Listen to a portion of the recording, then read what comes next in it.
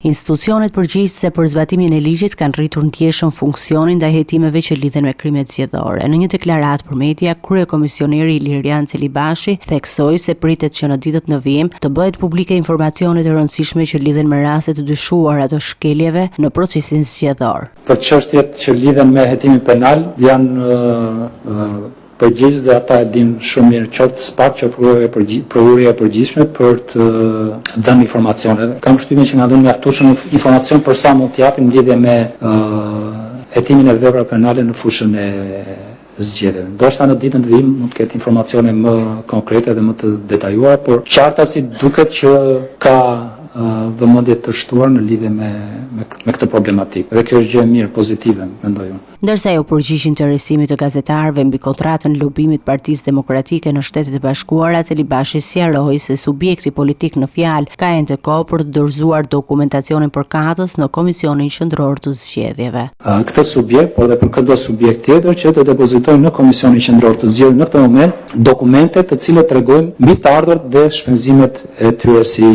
subjekt zgjedhor. Që do të thotë ne nuk e kemi këtë kontratë dhe nuk kemi asnjë lloj detyrimi te spekulimeve që bën dikush për t'ia kërkuar Partisë Demokratike në këtë moment. Kanë afat, sikurse thash, deri në 60 ditë përpara pas shpalljes rezultatit përfundimtar të zgjedhjeve. Në momentin që do ta kemi këtë kontratë, do t'japim dhe gjykimin dhe vlerësimin ton për këtë dokument. Në lidhje me një tjetër aspekt procesit zgjedhor, Celibashi u ndal edhe të shpërndarja e fletëve të votimit për qytetarët shqiptar që jetojnë jashtë vendit. Ai e vlerësoi pozitivisht këtë proces duke theksuar se angazhimi i institucioneve përgjegjëse ka garantuar një funksionim të rregullt dhe të drejtë për këtë kategori votuesish.